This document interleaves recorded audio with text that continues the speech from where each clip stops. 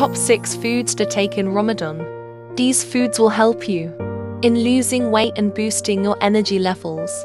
On number 6 on the list is the most hydrating fruit, watermelon. On number 5 we have yogurt.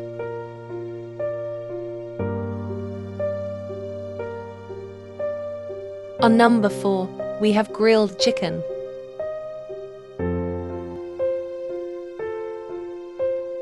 On number 3 is fresh orange juice.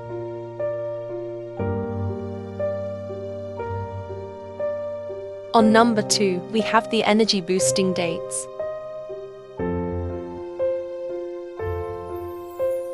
On number 1 we have your favorite, chickpeas.